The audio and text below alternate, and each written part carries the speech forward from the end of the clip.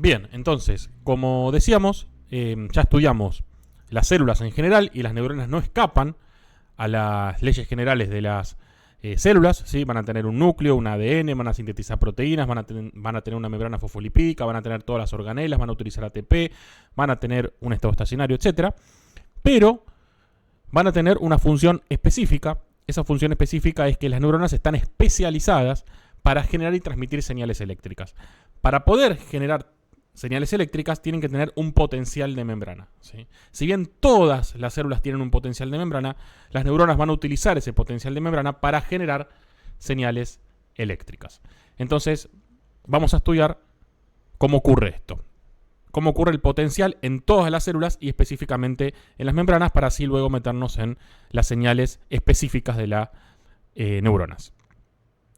Entonces, ¿qué es una señal? Tenemos acá una definición. Una señal es cualquier estímulo o información que se transmite de un punto a otro para generar una respuesta o comunicar un mensaje. Puede ser de diferentes tipos según su origen y propósito.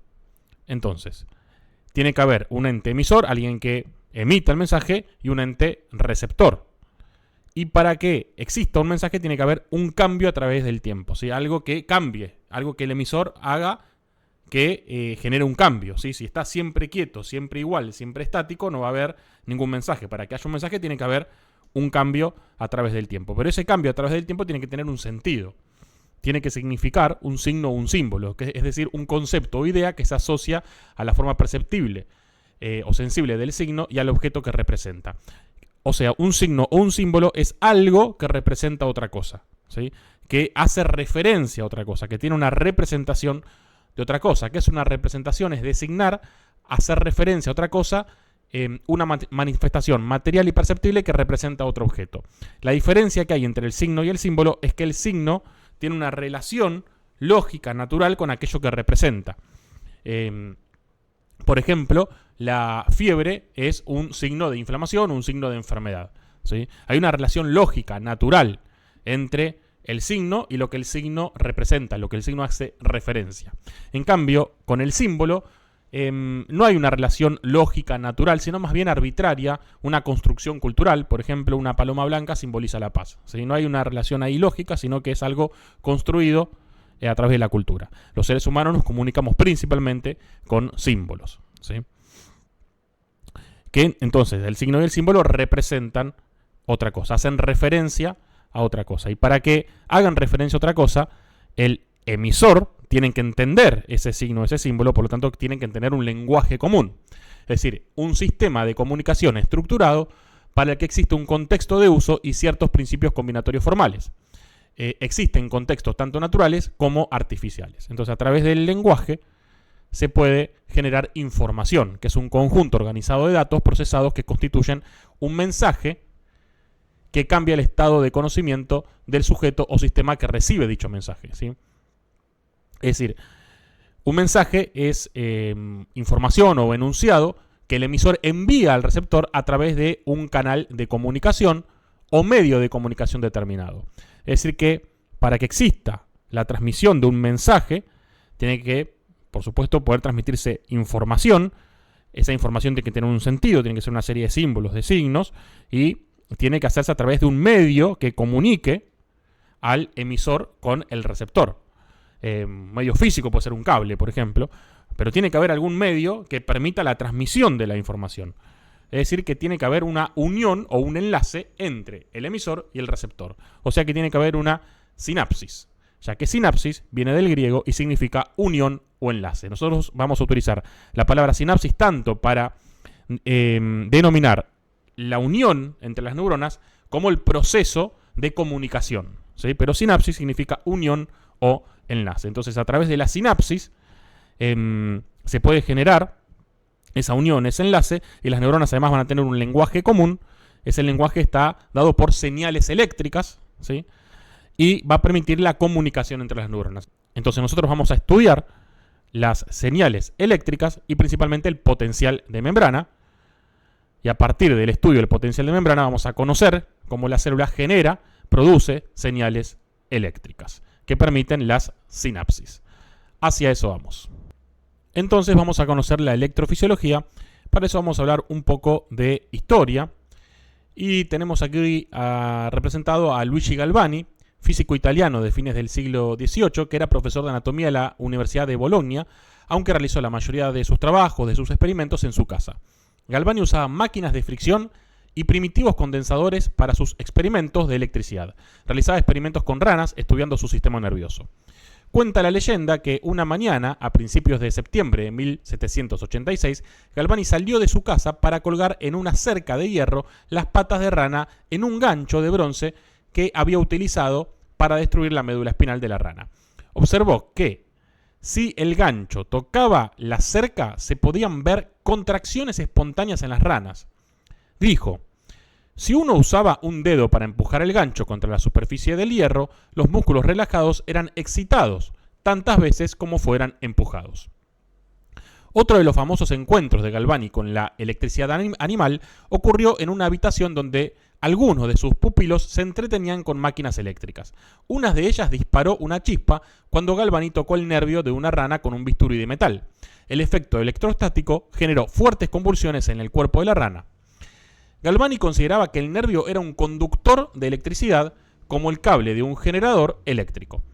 Estas observaciones lo llevaron a postular que los tejidos musculares tenían capacidad de acumular cargas y respondían a ellas.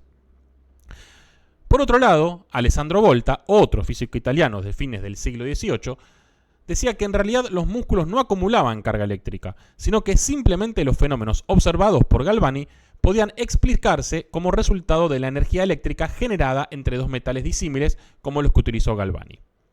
Es decir que, para Volta, el origen de la electricidad era la unión entre dos metales con una diferencia de potencial entre ellos, y que lo único que hacía la rana, al ser un cuerpo que estaba humedecido, era cerrar el circuito y la electricidad atravesaba la rana. Pero que la rana no tenía capacidad de acumular carga eléctrica.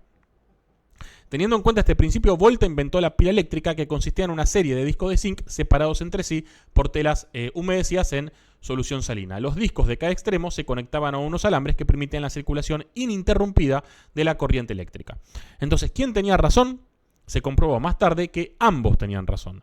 Los músculos se contraen al aplicarle una corriente eléctrica externa que a su vez actúa sobre la bioelectricidad endógena propia, intrínseca, del nervio y el músculo. El músculo, al igual que la neurona, también puede generar señales eléctricas. Y allí entonces vimos el nacimiento de la electrofisiología. Antes de continuar, quisiera hacer una digresión. Vimos los experimentos de Galvani y hay un dato muy interesante. Giovanni Aldini, que era sobrino de Galvani, años después de los descubrimientos de su tío, llevó estos experimentos aún más lejos. En demostraciones públicas aplicaba descargas eléctricas a cadáveres humanos, logrando que brazos se movieran, rostros se contorsionaran e incluso que los ojos se abrieran. Estos espectáculos eran inquietantes y al mismo tiempo fascinantes para el público. Todo esto alimentó la idea de que quizás la electricidad podía devolver la vida. En ese contexto histórico y cultural nace Mary Shelley en 1797. A los 18 años, en 1816, se encontraba en Suiza junto a Percy Shelley, Lord Byron y otros pensadores. Durante ese verano lluvioso mantenían largas conversaciones sobre temas científicos que estaban revolucionando el pensamiento de la época, entre ellos las ideas de Galvani, conocida como galvanismo. Era uno de los más discutidos. Esas ideas impactaron fuertemente en Mary Shelley. Poco después comenzó a escribir una novela que cambiaría la historia de la literatura: Frankenstein, o El moderno Prometeo. En ella, un joven científico logra dar vida a un cuerpo construido con restos humanos. El momento clave ocurre cuando el protagonista infunde una chispa de vida a su criatura, lo que sugiere claramente una inspiración en la electricidad, tal como lo imaginaba el pensamiento científico de su tiempo. Y más adelante, el cine de Hollywood terminó de reforzar la idea visual de que Frankenstein cobraba vida con rayos eléctricos. Las películas de los años 30 mostraban laboratorios con bobinas, truenos y descargas, creando una imagen icónica que aún hoy define cómo imaginamos ese momento: el relámpago, la chispa y la criatura abriendo los ojos. Este cruce entre ciencia y literatura no solo dio origen a una obra maestra, sino que también muestra cómo los descubrimientos científicos pueden despertar nuevas preguntas filosóficas y morales. Frankenstein no solo es una historia de horror, sino un reflejo profundo de una época en la que la humanidad empezaba a enfrentarse a los nuevos y desafiantes conocimientos sobre el funcionamiento del organismo humano y su relación con la vida.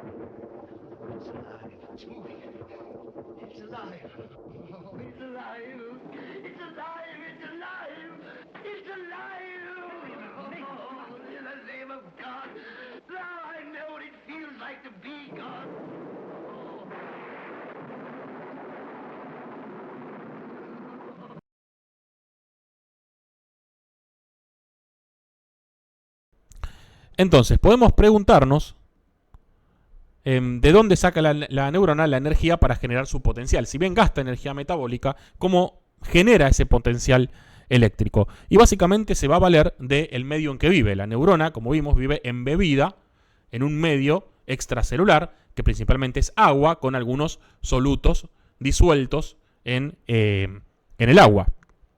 La neurona obviamente no va a estar disuelta porque tiene una membrana fosfolipídica que es insoluble en el agua, ¿sí? Recordemos esa bicapa lipídica, que forma parte de su estructura, ¿sí? De su, recordemos, su cerca, de su frontera, de su aduana.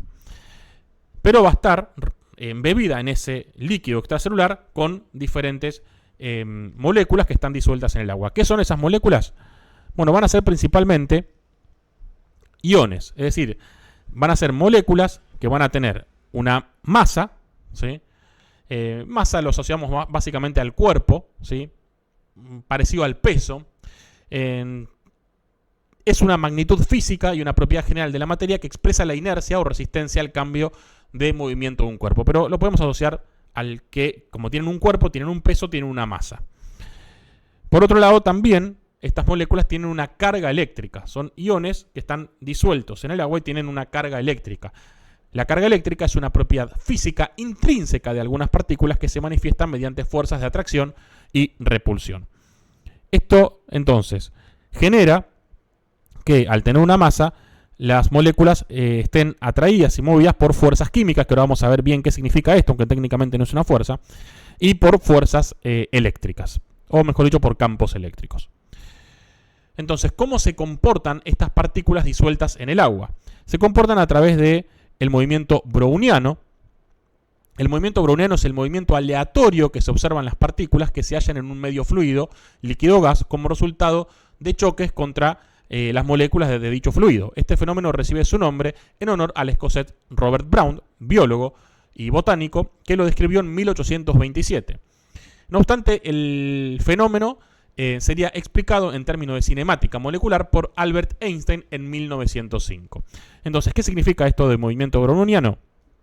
Como vemos en la pantalla, todas las moléculas tienen una energía propia que les da un movimiento. Entonces, al estar moviéndose, van a ir chocando contra otras moléculas disueltas y también contra las moléculas del agua, ¿sí?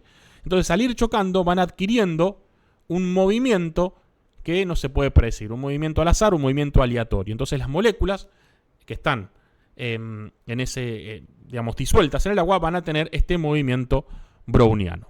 Entonces, imaginemos la siguiente situación. Tenemos un recipiente que tiene dos compartimientos, compartimento 1 y compartimento 2. Cada uno de esos compartimentos tiene el líquido, agua, ¿sí? Supongamos que el compartimento 1 tiene 1 litro de agua y el compartimento 2 también tiene 1 litro de agua. Y tienen disuelto en cada compartimento unas moléculas, ¿sí? Que están disueltas en el agua. Unas moléculas M. El compartimento 1 tiene 1 litro de agua y disueltas unas 10 moléculas. En cambio, el compartimento 2 tiene 1 litro de agua y disueltos unas 4 moléculas. Y el compartimiento 1 y el compartimiento 2 están separados por una membrana que no permite el pasaje de las moléculas, salvo en una región donde existe un canal. Lo estamos viendo acá. En esta región que existe un canal. Por este canal, una especie de puerta, de ventana, sí permite el pasaje de moléculas, tanto del compartimiento 1 al compartimiento 2, como del compartimiento 2 al compartimiento 1. Entonces ya sabemos cómo se van a comportar estas moléculas, que van a tener un movimiento browniano, ¿sí? Que van a estar chocando unas con otras, van a estar chocando contra las paredes del recipiente, van a estar chocando contra las moléculas de agua. Entonces la pregunta que tenemos que hacernos es ¿qué probabilidad tienen las moléculas del compartimiento 1 de pasar al compartimiento 2 y viceversa? ¿Tienen la misma probabilidad de pasar? Claramente surge a simple vista que no. Como en el compartimiento 1 vamos a tener una concentración 2 veces y media mayor, las moléculas van a tener más choques, van a tener más movimiento, van a tener más energía cinética, van a estar chocando mucho más que en el compartimiento 2. Y al tener más movimiento, va a ser mucho más probable que una de ellas choque contra el canal y pase hacia el otro lado. No significa que una molécula del compartimiento 2 no pueda atravesar el canal y llegar hasta el compartimiento 1. Simplemente significa que como las moléculas del compartimiento 1 están chocando más entre ellas, están chocando más contra el recipiente, están chocando más contra las moléculas del agua, van a tener más energía, más movimiento y por lo tanto en el mismo periodo de tiempo es mucho más probable, como al tener más movimiento, que muchas más de ellas atraviesen hacia el otro lado porque van a llegar a esta región, van a chocar contra este canal y van a poder atravesar.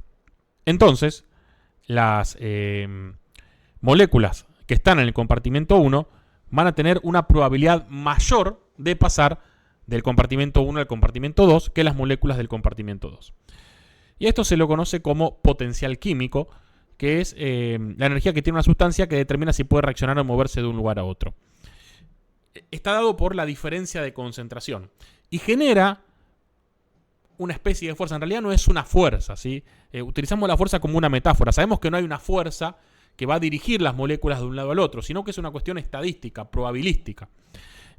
Como hay más probabilidad que las moléculas pasen del compartimiento 1 al compartimiento 2, le decimos a eso una fuerza química, un potencial químico. Pero es una cuestión meramente probabilística, dado por el movimiento browniano que tienen las moléculas y la probabilidad que tienen de chocar contra un lugar permeable que les permita pasar hacia el otro lado.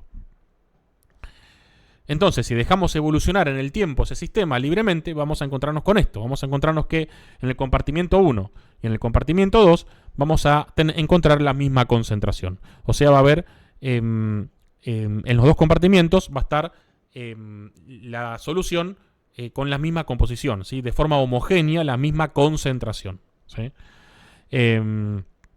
Y esto de vuelta no es por ninguna fuerza en sí que está actuando, aunque le decimos fuerza química, sino que es por una cuestión probabilística, estadística, de que el compartimiento 1 tiene mucha más probabilidad las moléculas de pasar al compartimiento 2. Entonces, por cada molécula que pase del compartimiento 2 al 1, va a haber 2 o 3 que pasen del 1 al 2 en un periodo X de tiempo, ¿sí?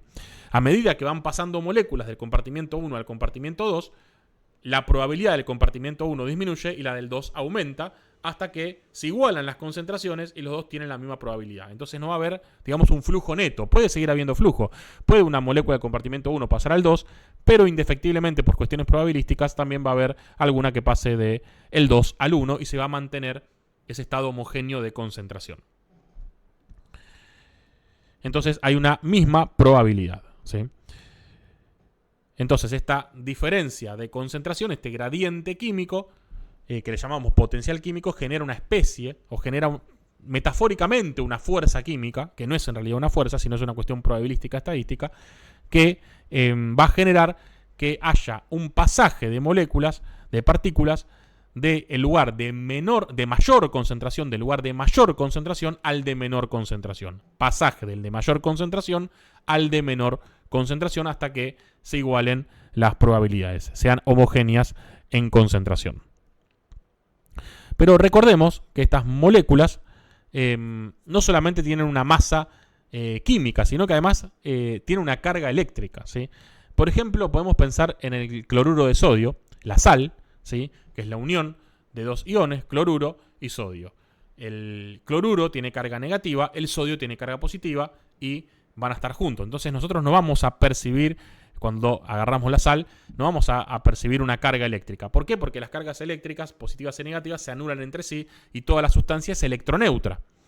Cuando esto lo podemos disolver, lo disolvemos en un líquido, en agua, por ejemplo, si bien tampoco vamos a poder percibir una energía eléctrica, un potencial eléctrico, porque las sustancias que están ahí disueltas también son electroneutras. Va a haber tantas cargas positivas como cargas negativas. No obstante, esas cargas ya no van a estar unidas, van a estar separadas por las moléculas del agua, se van a disolver, van a estar separadas por las moléculas del agua. Entonces, si uno pudiera hacer zoom y meterse muy chiquitito, va a observar esa separación y ahí sí va a percibir una diferencia de potencial, va a percibir esa energía eléctrica, porque las cargas están separadas, ya no se anulan entre sí. Pero a nivel macroscópico, a medida que nos alejamos, como esa separación es muy pequeña y está la misma concentración de cargas positivas y negativas en ese líquido, entonces lo percibimos como electroneutro. No vamos a percibir ninguna corriente en una primera aproximación. ¿Qué significa que tengan una carga eléctrica? Que tienen una propiedad física intrínseca, que es una fuerza de repulsión y de atracción. Hay dos fuerzas y las del mismo signo se van a repeler y las de distinto signo se van a atraer. Esto fue descrito por Charles Augustin Coulomb, que postuló la ley de Coulomb en 1785, que dice que la magnitud de las fuerzas eléctricas con las que interactúan dos cargas puntuales en reposo es directamente proporcional al producto de la magnitud de ambas cargas. Entonces lo vemos acá, directamente proporcional al producto de la magnitud, o sea, de la intensidad de las cargas, e inversamente proporcional al cuadrado de la distancia que las separa. Lo vemos acá. Y tiene la dirección de la línea que las une. La fuerza es de repulsión si las cargas son de igual signo y de atracción si son de signo contrario. Entonces, para esta clase resulta fundamental comprender los conceptos de voltaje, de corriente. Por lo tanto, vamos a ir paso a paso para conocer en pocas diapositivas la profundidad de estos conceptos. Por ejemplo, si tenemos de un lado un hogar prendido y del otro lado nieve y hielo, lo que vamos a tener entre estos dos puntos del espacio es una diferencia de energía, que podemos medirla con un termómetro, y la energía va a ser una diferencia de energía térmica en este caso. También podemos tener un globo muy inflado y un globo menos inflado.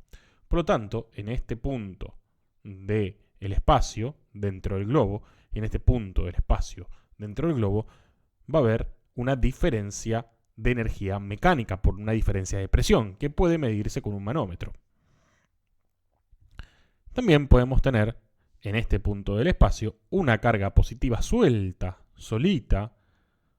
Vimos que las cargas de distintos signos se atraen, por lo tanto tienden a ir de a pares. Las cargas positivas tienden a estar con las cargas negativas y generando un espacio electroneutro. No obstante, podemos tener una separación de cargas, podemos tener una carga positiva por un lado y una carga negativa por el otro. Y lo que vamos a tener acá es una diferencia de energía eléctrica que podemos medirlo con un voltímetro. Y vayamos con un concepto más. Aunque existen muchos tipos de energía, eléctrica, térmica, química, etc., todas ellas pueden agruparse en dos grandes categorías: energía potencial y energía cinética. La energía potencial es la que está almacenada en un objeto debido a su posición o condición. Por ejemplo, una piedra en la cima de una montaña tiene energía potencial gravitatoria, porque si se suelta puede caer y moverse gracias a esa energía acumulada. Otro ejemplo es un resorte comprimido o una batería cargada. Tienen energía que aún no se ha liberado. No solamente debe ser un objeto, puede ser también un punto del espacio. La energía cinética, en cambio, es la que tiene un cuerpo cuando está en movimiento. Cuanto más rápido se mueve un objeto y más masa tiene, más energía cinética posee. Por ejemplo, un auto andando, una pelota rodando o una persona corriendo tienen energía cinética porque están en movimiento. Y ambos tipos de energía pueden transformarse entre sí. Por ejemplo, si una pelota se lanza al aire, su energía cinética se convierte en energía potencial a medida que sube. Cuando cae, esa energía potencial se transforma nuevamente en energía cinética. Vemos acá, por ejemplo, una catarata, y si consideramos una molécula de agua que está acá arriba, esa molécula en ese momento tiene mucha energía potencial, porque existe la gravedad y va a hacer que esa partícula de agua caiga con una gran velocidad, de una altura muy alta. Por lo tanto, cuando se encuentra allí, lo que tiene es una energía acumulada, una energía potencial. A medida que va cayendo, como tiene movimiento, tiene energía cinética. Y cada vez que va cayendo está cada vez más abajo. Por lo tanto, va perdiendo energía potencial, pero cada vez va más rápido por la aceleración de la gravedad. Por lo tanto, mientras gana energía cinética, pierde energía potencial hasta que llega abajo y ya pierde la energía. Si bien tiene todavía levemente un movimiento, que puede ser una energía cinética, obviamente, pero considerando estos dos puntos, cuando está arriba tiene energía potencial, a medida que cae va perdiendo esa energía potencial y va ganando energía cinética. Si de algún modo logra subir nuevamente, a medida que sube, va ganando nuevamente energía potencial, que puede perderla nuevamente cuando caiga, ganando así energía cinética hasta llegar al reposo. Y lo que vemos acá es otro tipo de diferencia de energía, en este caso diferencia de energía gravitacional. Hay una diferencia entre este punto del espacio y este punto del espacio entre energía gravitacional. Entonces, cuando tenemos puntos del espacio con diferente tipo de energía, lo que hay es una tendencia difusional. Es decir, que determinada energía o partículas tienden a difundir de un punto a otro. Esta diferencia de energía resulta en una fuerza impulsora que impulsa tanto a las moléculas como a la energía a moverse, a trasladarse desde un punto a otro punto. Por ejemplo, desde el punto más caliente al punto más frío, ¿sí? Hay una transmisión de calor. Esa transmisión de calor es energía que llevan las moléculas, ¿sí? Hay una transmisión de calor del cuerpo más caliente al cuerpo más frío. Hay una tendencia del calor a difundir.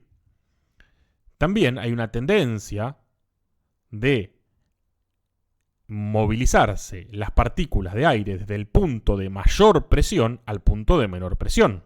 Hay una tendencia a moverse. Y como vimos, hay una tendencia a moverse también en las partículas eléctricas, que las de distintos signos se atraen. La positiva tiende a ir hacia la negativa hacia la positiva, se atraen. Entonces hay una tendencia difusional. Pero ¿qué pasa si las partículas o la energía no puede fluir de un lado al otro? Queda acumulada aquí. Queda encerrada en el globo. Queda aquí esta partícula cargada porque no puede pasar hacia el otro lado. No puede juntarse con la carga negativa. La molécula de aire no puede difundir a una zona más cómoda, a una zona de menor presión. Y la energía de las moléculas con energía térmica no puede difundir hacia el lado más frío. A pesar de haber una tendencia difusional, no puede hacerlo debido a que hay una barrera física que lo impide. Por lo tanto, la energía queda acumulada. ¿Y cómo se llamaba la energía acumulada? Se llamaba energía potencial. No obstante, si tenemos un medio que comunique los diferentes puntos del espacio con diferencia de energía, por ejemplo, podemos tener aire entre el sitio más caliente y el sitio más frío, aunque no necesariamente debe haber un medio, ya que por radiación incluso puede fluir energía, aunque no haya un medio físico en el medio, pero bueno, si hay moléculas de aire va a difundir también la energía a través de estas moléculas de aire. Podemos pensar que estos dos globos están conectados por medio de un tubo cilíndrico y podemos pensar que estas dos moléculas están vinculadas mediante un cable, por ejemplo, de cobre, un medio conductor. Por lo tanto, lo que va a pasar en este caso es que va a haber una difusión de energía de un punto A un punto B o directamente de moléculas del punto A al punto B, del de mayor presión a menor presión. O sea, esa tendencia difusional no va a ser ya solo una tendencia, sino que se va a verificar en la realidad. Va a haber una difusión de energía y de partículas, ¿sí? Va a haber una difusión. Por lo tanto, lo que hay ahí es una energía cinética de movimiento. La energía calórica, térmica, tiene que ver con el movimiento que tengan las micromoléculas. Por lo tanto, esta partícula puede tener mucho más movimiento que esta partícula. Y van chocando entre ellas y le transmiten la energía. Lo que hay aquí es directamente el pasaje de una molécula de aire hacia un sitio de menor presión. Por lo tanto, cuando se verifica esta tendencia difusional, lo que tenemos es una energía cinética, energía de movimiento. Y el movimiento es un vector. ¿Qué quiere decir que sea un vector? Que tiene una dirección, un sentido y una intensidad. Vimos que va de un lado al otro. La transmisión de calor va siempre del cuerpo más caliente al cuerpo más frío. La transmisión de energía mecánica va desde el lugar, en este caso, de mayor presión al de menos presión. Siempre hay una dirección hacia un lugar determinado y en un sentido determinado, ¿sí? O sea, en este caso vemos de A a B, ¿sí? Si va de B a A, mantendría la dirección, pero cambiaría el sentido. En este caso es esta dirección y en este sentido, de A a B. Y tiene una intensidad. Esa intensidad es la magnitud del movimiento, ¿sí? Y está íntimamente relacionada a la intensidad con la distancia de energía que hay entre un punto y otro. Cuanto mayor es esa distancia, mayor va a ser la intensidad de ese movimiento, mayor va a ser la magnitud. Lo habíamos visto en la catarata. Si la catarata es de 10 metros, bueno, esa molécula va a caer con una determinada aceleración. A medida que va cayendo, va ganando cada vez más energía cinética. No obstante, si es de 1000 metros, cuando esté a punto de llegar a el suelo, va a tener una energía mucho mayor. La magnitud va a ser mayor, porque la distancia es mayor, la altura es mayor, por lo tanto la diferencia de energía gravitacional era mucho mayor entre los puntos. Del mismo modo, cuanto mayor sea la diferencia de energía entre este punto y este punto, mayor va a ser la intensidad. Y acá 1000 cargas negativas todas juntas, por supuesto que la intensidad o la tendencia difusional sería mayor, y si hubiera una unión entre ellas, por supuesto que sería mucho mayor la energía cinética que lleven esas moléculas que si solamente hay una molécula de cada lado. 1000 cargas positivas todas juntas. ¿Cómo determinamos el vector de movimiento cuando vemos una diferencia de energía entre dos puntos del espacio? Por ejemplo, podemos determinar hacia qué lado va a ir la energía. En este caso sabemos, por la ley de la física, que siempre el calor va del cuerpo más caliente al cuerpo más frío. Podemos ver cómo se mueve una molécula de aire. Si la molécula de aire pasa de acá a acá, podemos decir que la tendencia difusional es esta dirección, en este sentido, y podemos medir la intensidad. ¿Y cómo lo sabemos con las cargas? Con la diferencia de energía potencial eléctrica. Bueno, por convención, clásicamente lo que se hace es pensar qué pasaría si uno coloca una carga positiva cerca de esa diferencia de energía en ese espacio. Y lo que va a pasar si uno coloca una carga positiva es que va a ser rechazada por la otra carga positiva, las cargas se repelen, y va a ser atraída por la carga negativa. Las cargas de distintos signos se atraen. Por lo tanto, podemos verificar que la tendencia difusional es hacia, en este caso, hacia la carga negativa. Si tenemos una diferencia de energía eléctrica entre estos dos puntos y no se verifica verdaderamente que haya una difusión del punto A al punto B, y esto puede darse, por ejemplo, porque hay una barrera que lo impide. Por ejemplo, una membrana. La membrana impide que las cargas positivas se junten con las cargas negativas. Por lo tanto, la energía queda acumulada en este punto del espacio y en este punto del espacio, esa diferencia de energía. Y a esa diferencia de energía potencial eléctrica, como está acumulada es potencial, a esa diferencia de energía potencial eléctrica se lo conoce como voltaje. El voltaje, entonces, es sinónimo, es exactamente lo mismo que hablar de diferencia de energía potencial eléctrica. Y para que haya una diferencia de energía potencial eléctrica, lo que tiene que haber es una separación de cargas. Las cargas no tienen que estar juntitas, sino que tienen que separarse para que exista un voltaje. Ahora bien, imaginemos que tenemos la membrana, pero en la membrana a su vez tenemos un canal que sí permite el pasaje a través del canal de cargas. Por ejemplo, puede permitir el pasaje de la carga positiva hacia el lado negativo o el pasaje de la carga negativa hacia el lado positivo o ambas. Pero supongamos que puede permitir el pasaje de la carga positiva al lado negativo. Por ejemplo, por una diferencia de tamaño, la carga positiva puede ser más grande, el canal es más grande y permite el pasaje. Vamos a ver más adelante cómo ocurre esto en las membranas. Lo vamos a ver cuando vemos un curso de bioelectricidad. No obstante, hay canales que son selectivos, ¿sí? Que dejan pasar algunas cargas y no otras. En este caso puede dejar pasar la carga positiva hacia el otro lado. Y si ya teníamos una energía acumulada y ahora tenemos una puerta abierta que permite el pasaje y había una tendencia difusional, lo que vamos a tener es que se va a verificar en la realidad que la carga positiva se traslada hacia el lado negativo. Se va a juntar, por ley de Coulomb, con la carga negativa. Y si se mueve una carga, lo que vamos a tener es una energía cinética eléctrica. ¿Y cómo se conoce esa energía cinética eléctrica? Se conoce como corriente eléctrica. Corriente eléctrica. Y para que haya corriente eléctrica, lo que tiene que haber es un medio que comunique los dos puntos del espacio con un voltaje y que permita el pasaje de cargas de un lado al otro. Antes de continuar, repasemos estos puntos muy importantes. La diferencia de energía potencial eléctrica es el voltaje. Para que haya un voltaje tiene que haber separación de cargas. Al movimiento de cargas se le llama corriente y para que haya corriente tiene que haber voltaje. El voltaje es lo que genera esa fuerza impulsora, es lo que genera esa tendencia difusional, esa separación de cargas, ese voltaje, esa diferencia de energía potencial eléctrica entre esos dos puntos del espacio, es lo que impulsa a las cargas a moverse de un punto a otro. Y a su vez tiene que haber un medio que permita a las moléculas difundir, un medio conductor o una resistencia. Entonces, teníamos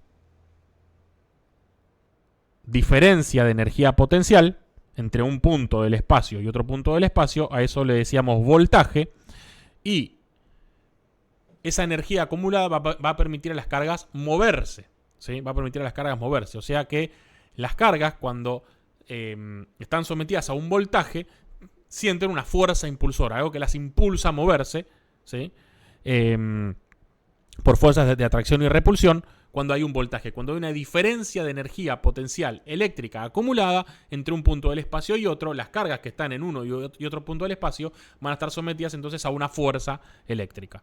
Si soltamos esta fuerza, esta carga va a recorrer una distancia, por lo tanto está, digamos, sometida a una fuerza dada por el voltaje, por la diferencia de potencial.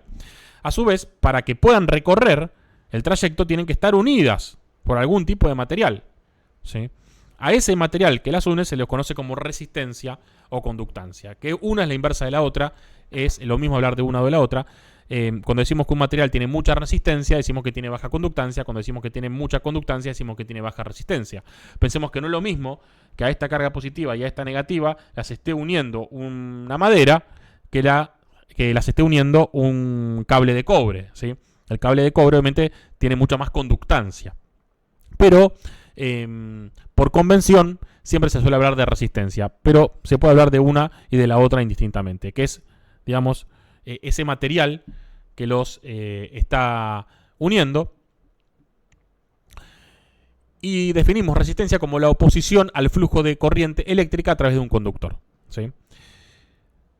Y la capacitancia es la capacidad, es la propiedad que tienen los cuerpos para mantener una carga eléctrica. La capacitancia es también una medida de la cantidad de energía eléctrica almacenada para una diferencia de potencial eléctrico dado, ¿sí? La capacitancia es la capacidad que tiene un material de generar un voltaje, de acumular cargas a uno y otro lado, que permite tener una diferencia de energía potencial, ¿sí? O sea, la capacidad que tienen los materiales de generar un voltaje, de generar una diferencia de energía, de acumular cargas, se llama capacitancia y depende de las propiedades físicas del material. Entonces, vamos a estudiar la relación entre corriente y potencial. Una corriente eléctrica, como dijimos, es el flujo de carga eléctrica que recorre un material. También se puede definir como un flujo de partículas cargadas. Y George Simon Ohm fue un físico y matemático alemán que aportó a la teoría de la electricidad la ley de Ohm. ¿Qué dice la ley de Ohm?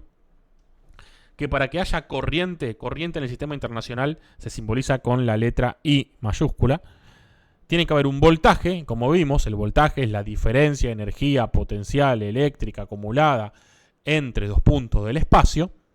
Si hay una diferencia, hay un voltaje, y tiene que haber un medio que los una, una resistencia. Si tengo el voltaje que me genera la fuerza impulsora y tengo un medio que los une, voy a tener una corriente. ¿Sí? Voy a tener una corriente, como hemos simbolizado acá. Y acá vemos entonces la relación entre corriente, voltaje y resistencia a través de la ley de Ohm. Entonces recordemos, dos puntos del espacio con diferencia de energía potencial eléctrica, diferencia de energía acumulada, eso se llama voltaje. Ese voltaje produce una fuerza impulsora. Si los une una resistencia o una conductancia, se va a poder transformar en una corriente, ¿sí? Un movimiento de cargas, movimiento de moléculas con carga. Y recordemos que la capacitancia es la capacidad de generar ese voltaje que tienen los diferentes materiales. Y para que exista un voltaje tiene que haber una separación de cargas, por ejemplo, ¿no? Si uno separa las cargas, va a tener una capacitancia ese material y va a producir un voltaje, va a producir una fuerza impulsora, y luego si se cierra el circuito a través de una resistencia o una conductancia, va a poder haber corriente eléctrica.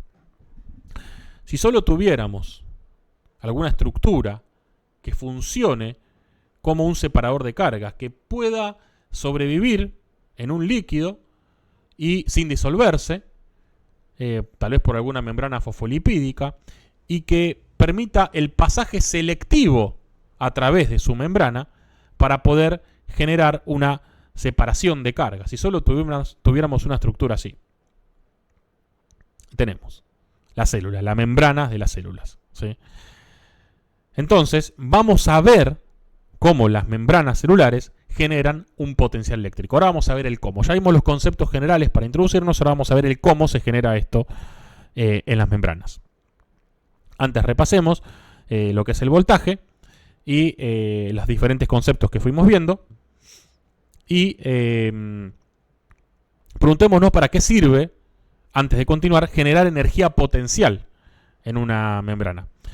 Y eso básicamente sirve para luego poder generar una descarga eléctrica. Generamos la energía potencial, generamos el voltaje, luego cerramos el circuito y producimos una descarga eléctrica dirigida por la maquinaria celular. Pero para eso tenemos que tener una diferencia de potencial, también llamado potencial de membrana, un voltaje. Para eso nos sirve, para después generar una descarga rápida de energía y una señal eléctrica. Entonces vamos a ver ahora, que ya vimos todo lo preliminar, el cómo se genera este potencial en las membranas. Para comenzar, veamos qué iones lo generan, cuáles son las moléculas que lo generan. Acá puse 3, sodio, potasio, cloruro. Hay muchos más iones. Los principales de todas formas son el sodio y el potasio. Bueno, entonces ya vimos las diferentes moléculas que van a estar generando el potencial de membrana. Y decimos que el potencial de membrana lo vamos a estudiar cuando no hay corriente, cuando el potencial está en reposo. Pero también podemos estudiarlo si hay corriente, cuando el potencial cambia. Vimos la relación a través de la ley de Ohm, lo que pasa entre el potencial y la corriente, ¿sí? A medida que se va generando corriente, va cambiando el potencial. Y estos son los potenciales electrotónicos y los potenciales de acción. Vamos a estudiar primero los potenciales de reposo, cómo se generan estos potenciales de reposo. Entonces, imaginemos la siguiente situación. Tenemos un recipiente con dos compartimientos, compartimento 1 y compartimento 2. Digamos que el compartimento 1 y el compartimento 2 tienen los dos 1 litro de agua y en ellos tienen disuelto una sustancia, ¿sí?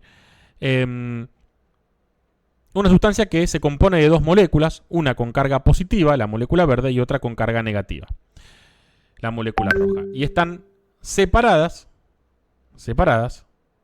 por una membrana que tiene un canal. Entonces, vemos que en el compartimento 1 tenemos la misma concentración de cargas positivas que negativas. Por lo tanto, este compartimiento decimos que es electroneutro. Y en el compartimiento 2 también tenemos la misma concentración de cargas positivas que negativas, por lo tanto también es electroneutro. Entonces podemos preguntarnos si hay una fuerza eléctrica, y digamos que no hay una fuerza eléctrica, porque no hay un voltaje, sino hay una diferencia de energía potencial. Entonces no hay un voltaje porque los dos compartimientos son electroneutros. Si yo pongo una molécula positiva acá, va a tener la misma energía potencial que si la pongo acá. No va a ser atraído ni repelido de forma distinta, ya que los dos son electroneutros. Los dos tienen la misma energía potencial eléctrica. No obstante, observamos que el compartimiento 1 está más concentrado que el compartimiento 2. Tiene mayor concentración de cargas positivas y negativas que el compartimiento 2. Por lo tanto, podemos decir que hay una fuerza química. Entiéndase fuerza química como metáfora. Pero va a haber, por gradiente químico, por diferencia de concentración química, moléculas que puedan pasar a través de este canal del compartimento 1 al compartimento 2. No significa que no va a haber moléculas del compartimento 2 que pasen al compartimento 1, pero como vimos, por el movimiento browniano y por la probabilidad, es mucho más probable que las moléculas pasen del compartimento 1 al compartimento 2. Este canal de aquí es un canal selectivo. No deja pasar cualquier cosa, deja pasar las moléculas verdes, las moléculas positivas. Es un canal selectivo. Y si este sistema lo dejamos libre de evolucionar en el tiempo, lo que vamos a observar es, de forma neta, un pasaje de moléculas del compartimiento 1 al compartimiento 2, del sitio de mayor concentración al sitio de menor concentración. Esto metafóricamente le decíamos fuerza química. Lo vemos ahí. Si lo dejamos evolucionar, va a haber el compartimiento 2, ahora va a tener más moléculas verdes que el compartimiento 1, porque van a pasar, por gradiente químico, van a tender a pasar más moléculas del compartimento 1 al compartimento 2. Entonces, si lo dejamos evolucionar en el tiempo, vamos a observar esto, que va a haber un pasaje neto de sustancia de moléculas verdes del compartimento 1 al 2, por gradiente químico.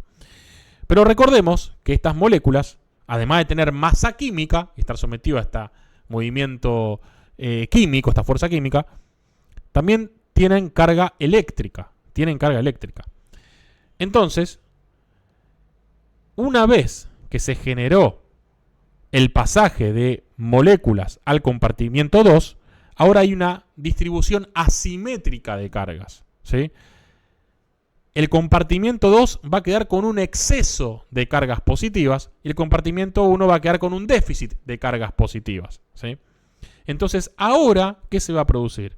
Se va a producir una diferencia de potencial eléctrico, porque el compartimiento 2 ya dejó de ser electroneutro, porque ahora tiene más cargas positivas que negativas. Y el compartimiento 1 también dejó de ser electroneutro, ahora tiene más cargas negativas que positivas.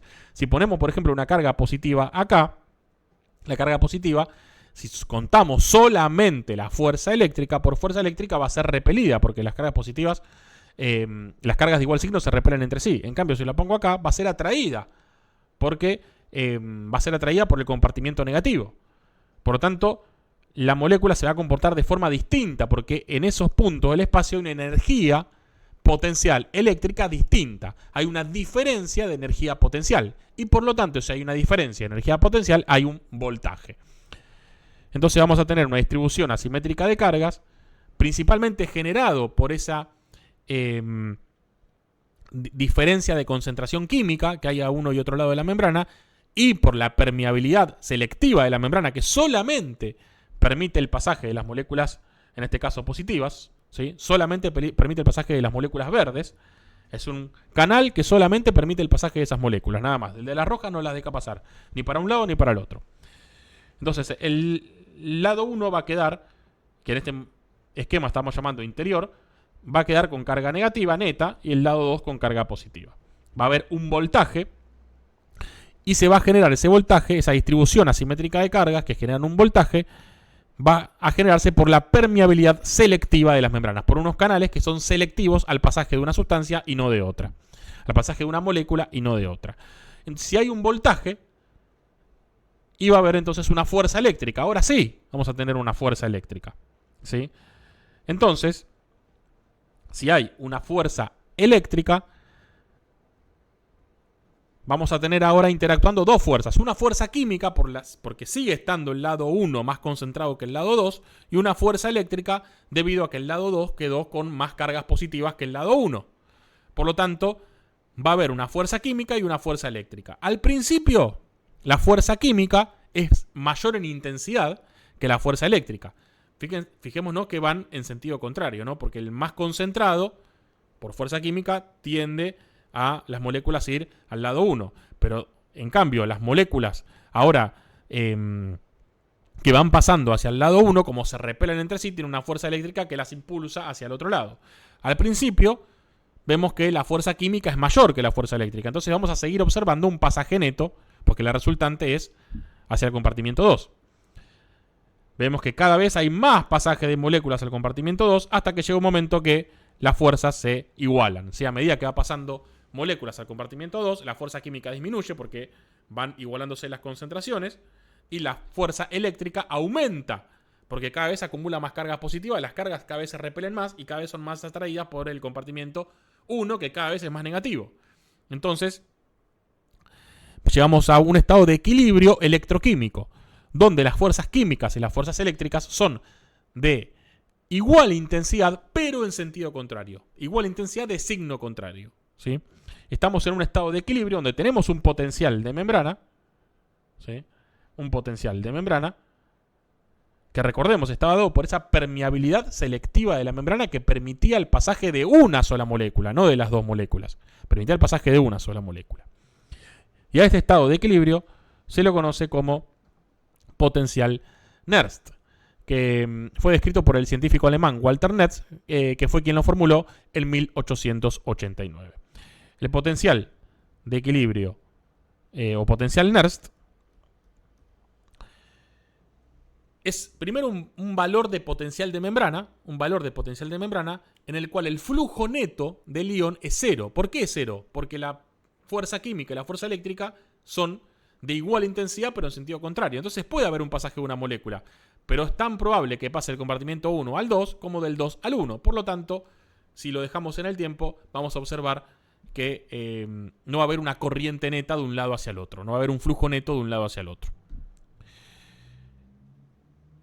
Vemos que esta es la ecuación de Nernst, así se cuantifica. E es el símbolo de Nernst.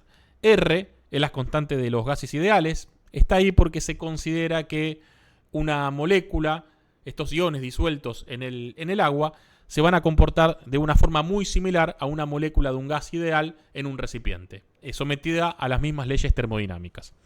T es la temperatura en Kelvin. Cuando se mide en Kelvin, que es la temperatura absoluta, la temperatura da una idea de la energía intrínseca que tiene la molécula para moverse. Z es el número de oxidación o valencia que tiene el ion. Por ejemplo, el sodio más 1, el potasio más 1, el calcio más 2, el cloruro menos 1. F es la constante de Faraday que relaciona una determinada cantidad de moléculas con una determinada carga eléctrica. El logaritmo natural es un operador matemático y X, O es de out, X, Y es de in, por lo tanto tenemos la concentración extracelular sobre la concentración intracelular. Si consideramos la temperatura constante en el cuerpo humano, o sea, dentro de rangos muy pequeños, no varía demasiado, fijémonos que todo lo demás es una constante, o casi todo lo demás. La R es una constante. Z, número de oxidación valencia, es una constante. F, la constante de Faraday. Logaritmo natural es un operador matemático. Y lo que resulta variable, lo que puede cambiar, es la concentración química a uno y otro lado de la membrana. Entonces el potencial Nernst, el potencial de equilibrio de unión, donde está en su equilibrio electroquímico, donde está ahí tranquilo con su equilibrio, va a depender de las concentraciones a uno y otro lado de la membrana. No obstante, en la membrana celular no hay una membrana permeable a un solo ion y no hay un solo ion tampoco. Hay muchos iones que están actuando, un montón de iones, ¿sí? Nosotros nombramos sodio, potasio, cloruro, pero hay un montón, magnesio, manganesio, etc. Hay un montón de iones. Y la membrana es permeable a muchos de ellos, en diferente medida, pero es permeable a muchos de ellos. Entonces, cuando se trata de un solo ion, hablamos del potencial Nernst de ese ion. Pero cuando hablamos de todos los iones de la membrana, cuando llegan a un equilibrio, eso se lo conoce como equilibrio de Gibbs-Donan, ¿sí? El equilibrio de Gibbs-Donan, llamado así por Josiah Willard Gibbs y Frederick G. Donan, es el equilibrio que se produce entre los iones que pueden atravesar la membrana y los que no son capaces de hacerlo, determinado a su vez tanto por las concentraciones de los iones como por sus cargas. Entonces, cuando todos los iones de una membrana están en equilibrio, se conoce como equilibrio de Gibbs-Donan. Ahora, pregunto, ¿la célula, cuando está viva, está en equilibrio? No, claramente no. La célula está en estado estacionario, mantiene sus variables alejadas del equilibrio con gasto de energía metabólica. Entonces, el equilibrio de Gibbs-Donan es un estado teórico en que la célula no llega a alcanzar. La célula no llega al equilibrio de Gibbs-Donan. La célula no llega a este estadio en que la fuerza química y la fuerza eléctrica de los diferentes iones se van a igualar. No. La célula está en estado estacionario, ¿sí? Estado estacionario.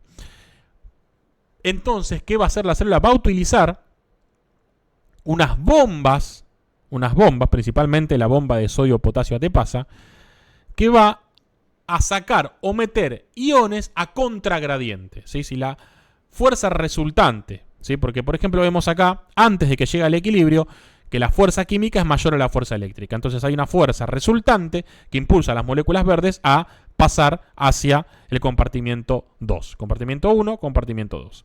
Entonces las moléculas van a seguir pasando de forma neta hacia el compartimento 2. Pero tenemos una bomba que a contragradiente agarra a estas moléculas verdes y las saca.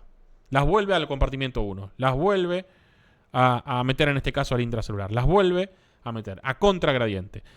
Su fuerza resultante por las fuerzas electroquímicas va a tender a salir, pero la bomba, con gasto de energía, le dice no y la vuelve a meter. Para eso necesita gastar energía metabólica, necesita ATP, necesita consumir oxígeno, glucosa, etc.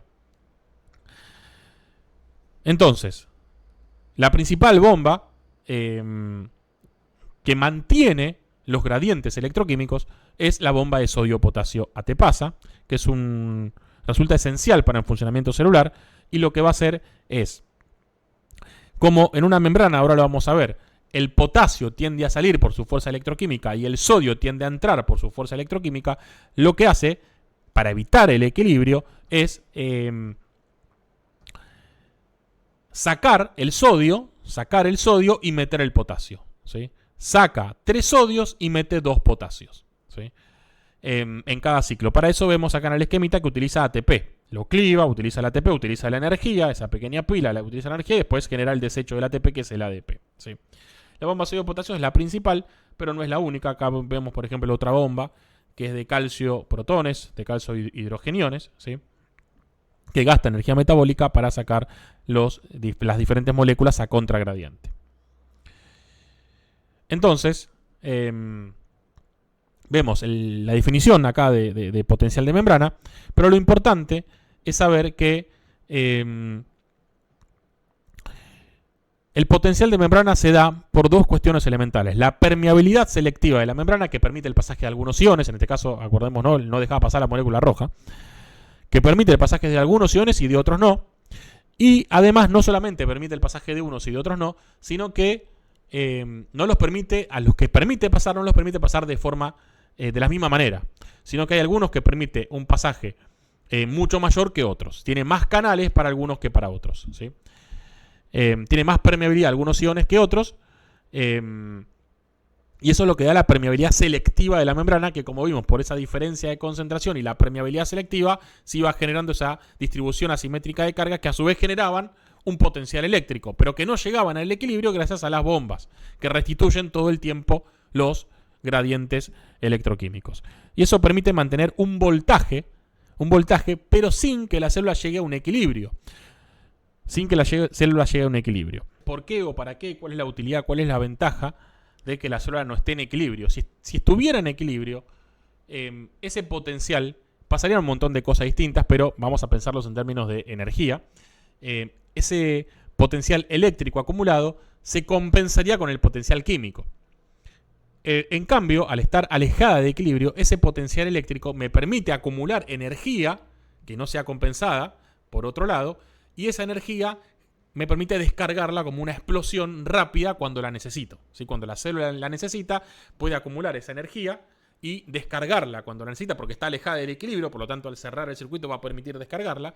No va a haber otro tipo de fuerza que compense ese potencial y por lo tanto no pase nada, sino que va a permitir acumular esa energía para generar luego una descarga eléctrica dirigida por la maquinaria celular. Para eso, en términos energéticos, esa es una de las utilidades por la cual la célula está alejada del equilibrio, además para mantener sus funciones celulares compatibles con la vida, ¿no? En un nivel compatible con la vida. Pero en términos energéticos nos sirve pensarlo de esta manera, que al estar alejada del equilibrio permite generar, entonces, al cerrar el circuito, que después vamos a ver, una descarga eléctrica, ¿sí?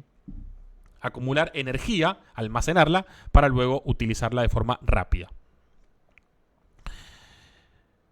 Entonces, acá vemos un cuadro de los diferentes iones que van a generar, o que van a ser los más importantes para generar el potencial de membrana en una neurona.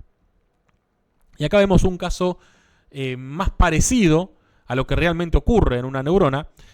Obviamente que acá estamos considerando solamente 3 iones. Si bien son los más importantes, no son los únicos. Hay un montón. Y, por ejemplo, acá, si consideramos que este es el lado intracelular, acá va a haber proteínas también. Va a haber un montón de moléculas. Pero, bueno, los más importantes van a ser sodio, potasio, cloruro, etc. Y si observamos, considerando este, el intracelular y este, el extracelular, vemos una distribución asimétrica de cargas, con el lado extracelular más positivo, el lado intracelular más negativo. Y esto ya vimos que era por la permeabilidad selectiva de la membrana a los diferentes iones y por la bomba que restituye los gradientes. La bomba mantiene los gradientes, si no los genera, mantiene los gradientes, ¿sí? Generado por la permeabilidad selectiva de la membrana. Mantiene los gradientes. Pero vemos que si nos vamos mucho hacia el extracelular, esto ya empieza a resultar electroneutro. Y si nos vamos mucho hacia el intracelular, esto también empieza a resultar electroneutro. Entonces, ¿por qué hablamos de potencial de membrana? Hablamos de potencial de membrana porque esta diferencia de energía potencial eléctrica, no compensada por la potencial químico, digamos, sino esta energía de potencial eléctrica se da en lo que se conoce como compartimiento de membrana. ¿Qué es el compartimiento de membrana? Bueno, básicamente decimos que es una arbitrariedad, ¿sí? Porque, bueno, básicamente decimos que es algo arbitrario, ¿sí? Porque el compartimiento de membrana lo consideramos a la membrana y a unos nanómetros adyacentes a la membrana, muy cerquita de la membrana, que es ahí donde se produce la diferencia de energía potencial, no tanto en el extracelular ni tanto en el intracelular, sino muy cerquita de la membrana, principalmente porque las moléculas se atraen entre sí, ¿sí? Las cargas positivas con las negativas, pero no pueden pasar ahí por la membrana, porque la membrana, para pasar, tiene que pasar a atravesar los canales, esos canales son selectivos, etc. Por lo tanto, hablamos de potencial de membrana, de voltaje de membrana, porque consideramos a este compartimiento el compartimiento de membrana. El intracelular, compartimiento de membrana y extracelular, ¿sí? Si consideramos 3 compartimientos, podemos decir que el intracelular es electroneutro, el extracelular es electroneutro y el compartimiento de membrana es el que verdaderamente tiene el voltaje, aunque si tomamos esto como un compartimiento, también resulta electroneutro. Si lo tomamos esto todo como un compartimiento, ¿sí? Pero si tomamos 2 compartimientos, recordemos que esto podemos tomarlo de una u otra manera, decimos que el intracelular es más positivo y el extracelular es más positivo y el intracelular es más negativo, ¿sí? La diferencia está acá y a esto le decimos potencial de membrana en reposo. Entonces dejamos la definición del potencial de membrana. La mayoría de las células está entre menos 60 y menos 70 milivoltios en el interior celular, considerando el exterior como 0. El interior está menos 60, menos 70 que el extracelular, ¿sí? Tenemos una ecuación que es la ecuación de Goldman, Hodgkin y Katz. La ecuación de Goldman, Hodgkin y Katz describe el flujo iónico a través de una membrana celular como una función del potencial transmembrana y las concentraciones del ion dentro y fuera de la célula, dado que tanto el voltaje como los gradientes de concentración influyen en el movimiento de los iones. Entonces, es una ecuación que, a diferencia de la ecuación de Nernst, que tomaba un solo ion, va a tomar muchos iones, no todos, pero va a tomar los más importantes, sodio, potasio y cloruro, los principales. Y además, a diferencia del potencial Nernst, va a considerar las permeabilidades relativas de cada ion. El ion más permeable en una neurona es el que tiene más canales para atravesar, es el potasio. Entonces, se considera la permeabilidad del potasio igual a 1 y todas las demás son permeabilidades relativas con respecto al potasio. Entonces, va a considerar la permeabilidad relativa de cada membrana y las concentraciones intra y extracelulares, ¿sí? Y esta es la ecuación de Goldman, Hodgkin y Katz, que nos da una idea aproximada del valor del potencial de membrana teniendo en cuenta las concentraciones a uno y otro lado de la membrana y las permeabilidades relativas, que depende de la concentración de canales que tenga la membrana. Pero esto lo vamos a ver mejor la clase que viene. Pero algo importante es que en Neurology Lab tenemos simulador de potenciales. Entonces vamos a jugar un poquito con estos simuladores. Entonces ya estamos en la plataforma de Neurology Lab y vamos a ver el simulador de potenciales. Entonces acá estamos en el simulador de potenciales y vemos que nos pide la concentración intracelular, la concentración extracelular. También tenemos las conductancias asociadas a las permeabilidades de cada ion. Hay una diferencia, después la vamos a ver. Pero bueno, lo podemos asociar ahora a las permeabilidades relativas de cada ion con respecto al potasio. Y la temperatura en grados Kelvin. Acá también está marcado la temperatura en grados Celsius, ¿no? 310 Kelvin son 37 grados Celsius. Y tenemos entonces todas las concentraciones. Principalmente los iones que estamos utilizando son sodio, potasio y cloruro. Le damos calcular y nos va a mostrar los potenciales Nernst, potenciales de equilibrio de cada ion. Recordemos que los potenciales Nernst, en este caso calculado con la ecuación de Nernst, son esos potenciales de equilibrio en el cual el flujo neto del ion es cero. Un potencial, un valor de membrana, de voltaje de membrana, en el cual el flujo neto de ese ion es cero. Ese potencial ideal en el que el ion está en su equilibrio, está tranquilo, está en reposo, está en su equilibrio. Y también nos está mostrando el voltaje de membrana, el potencial de membrana, considerando solamente estos tres iones que son los más importantes. Entonces es un voltaje de membrana muy aproximado a la realidad. Obviamente calculado con la ecuación de Goldman, Hodgkin y Katz. Y aquí tenemos otro gráfico que nos está mostrando la influencia relativa de cada ion en el potencial de membrana, ¿sí? Los iones más concentrados y que más permeabilidad tienen van a como a tirar más para el potencial de membrana, van a ser los más influyentes del potencial de membrana. ¿Qué significa eso? Que su potencial, que el potencial de membrana va a estar muy cerca de su potencial Nernst. Cerca. Hay otros iones actuando, ¿sí? Va a estar cerca. Fijémonos, por ejemplo, ahí lo sacamos, la importancia que tiene el sodio, ¿sí?, en el potencial de membrana, que está influenciando muy poquito. El sodio tiene muy poca permeabilidad cuando la membrana está en reposo, ¿sí? 6,40, vamos a ver qué pasa si aumentamos las concentraciones. Estaba a 4,5, lo ponemos en 45 la concentración intracelular. Bueno, lo que va a cambiar drásticamente es el potencial Nernst. El potencial de membrana va a cambiar muy poquito. Y vemos que la influencia del sodio pasó de 6,40 a 6,50, ¿sí? O sea que también cambió muy poquito. ¿Por qué? Porque la permeabilidad relativa del sodio vemos que está en 0.01 con respecto al potasio. Entonces, si aumentamos un poco más, vamos a aumentarlo, por ejemplo, a 0.5. Le damos Enter. Y ahí sí, fíjense cómo cambió la influencia del sodio. No solamente ahora está muy concentrado, sino además tiene mucha permeabilidad, ¿sí? Entonces, según la permeabilidad y según las concentraciones, va a estar la influencia en el potencial de membrana. Pero el potencial de membrana está dado por todos los iones. Todos contribuyen a ese potencial de membrana. Y vimos entonces el potencial Nernst Vemos la ecuación de Goldman-Hodgkin-Katz y acá estamos viendo las fuerzas impulsoras. Las fuerzas impulsoras. Cada ion tiene una fuerza impulsora debido a la fuerza electroquímica, ¿sí? Por ejemplo, el potasio está muy concentrado adentro y poco afuera, pero el interior celular es negativo, entonces tiene como una fuerza eléctrica que lo atrae, porque él es una carga positiva, pero por diferencia de concentración, como está muy concentrado adentro, tiende a salir. La fuerza química, digamos que le gana a la fuerza eléctrica. Dicho en términos correctos, es que la fuerza electroquímica hace que el potasio tienda a salir. En cambio, el sodio, por ejemplo, está más concentrado afuera, por lo tanto, por su fuerza química tendería a entrar.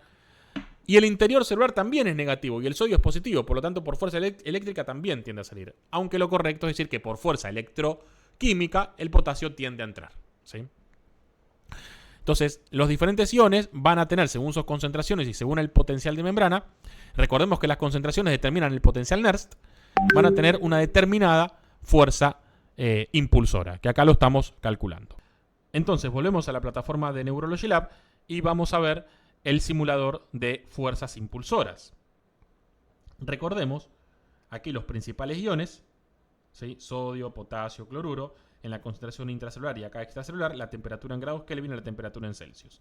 Calculamos y vemos acá que tenemos un deslizador con que nos va a marcar una referencia de 134 y menos 134, que se vendría a ser el potencial de membrana, ¿sí? En este caso, el potencial de membrana, marcado por esta barra deslizadora, está en 0 milivoltios, como vemos acá. Y los potenciales Nernst están ubicados según su valor. Por ejemplo, este que es 94, el Nernst del sodio está mucho más arriba que el Nernst del potasio, que es menos 91, y el Nernst del cloruro está también más abajo que el del sodio, pero un poquito más arriba en este deslizador que el del potasio, ¿sí? Y vemos que, por ejemplo, vamos a deslizar, y esto sería como estar alejando el potencial de membrana, vemos que a medida que lo alejamos, la fuerza impulsora marcada, con la fuerza impulsora del sodio, en azul, se vuelve cada vez más grande. A medida que alejamos el potencial de membrana del Nernst, del sodio, la fuerza impulsora es mayor. Y si lo acercamos, la fuerza impulsora es menor.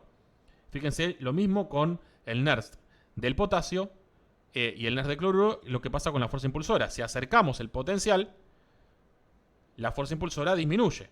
Y si la alejamos, la fuerza impulsora aumenta, ¿sí?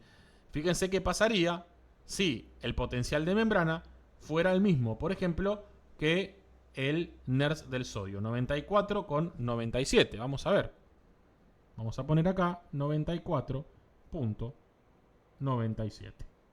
Fíjense que la fuerza impulsora pasa a ser 0, porque el potencial de membrana es igual al potencial Nernst, ¿sí?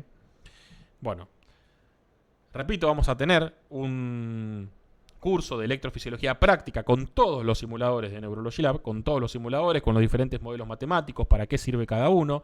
Vamos a ver también la fijación de voltaje, la fijación de corriente, simular, darle un estímulo a una célula y ver cómo responde con sus potenciales de acción, etc. Lo vamos a ir viendo en el curso siguiente a este. Volvemos entonces. Bien, entonces las fuerzas impulsoras van a estar generadas por esa diferencia de potencial y básicamente podemos calcularlo como la diferencia del potencial de membrana con el potencial Nernst, ¿sí? Pensémoslo de este modo, el potencial Nernst es ese potencial ideal de equilibrio en que el ion está ahí en su apogeo, en su equilibrio electroquímico. Por lo tanto, el flujo neto de ese ion va a ser 0. Y el potencial de membrana es el potencial real, el potencial que está sumergido el ion realmente. De la diferencia de ese potencial de equilibrio y ese potencial real está la fuerza impulsora. Cuanto más alejado está el Nernst del potencial de membrana, el potencial Nernst del ion del potencial de membrana, mayor es la fuerza impulsora. Y cuanto más cerquita están, menor es la fuerza impulsora. El ion tiende a llevar a la membrana a su potencial Nernst. Por lo tanto, si el potencial de membrana es igual al potencial Nernst de un ion, el flujo neto de ese ion va a ser 0, ¿sí? Esta es la fórmula para calcular el potencial, la fórmula para calcular la fuerza impulsora. Potencial de membrana menos el potencial Nernst. Recordemos entonces que el potencial de membrana depende de la permeabilidad selectiva de la membrana y las bombas que restituyen los gradientes, ¿sí? Las bombas básicamente van a restituir todo el tiempo los gradientes con gasto de energía metabólica. Entonces ya acumulamos la energía, ya la tenemos acumulada y descompensada, porque no está compensada por el potencial químico. Si esa energía, tenemos un potencial eléctrico que genera una fuerza electroquímicas que pueden, llegado el caso, generar una descarga eléctrica, ¿sí? Entonces ya acumulamos la energía, ahora nos falta ver esa energía cinética, esa energía de descarga, ¿sí? Recordemos, tenemos el potencial cuando no hay corriente y los potenciales dinámicos, potenciales electrotónicos, potenciales de acción cuando sí hay corriente. Entonces, cuando hay una corriente eléctrica. Y eso lo vamos a ver, pero lo vamos a ver la próxima clase. Dejamos un resumen, como siempre. Esto va a estar subido con todo el material. Los puntos neurálgicos también de la clase. Y en los próximos pasos vamos a conocer las descargas eléctricas, los potenciales electrotónicos y acción. Y vamos a ver cómo se diferencia un potencial electrotónico de un potencial de acción, cómo se relacionan las corrientes eléctricas con los potenciales, para luego ver la sinapsis, ¿sí? Para luego ver la relación que tienen las corrientes eléctricas con las sinapsis químicas, la unión de las células y las redes neuronales. La bibliografía. Nos vemos la próxima. Espero que hayan disfrutado de la clase. Muchas gracias.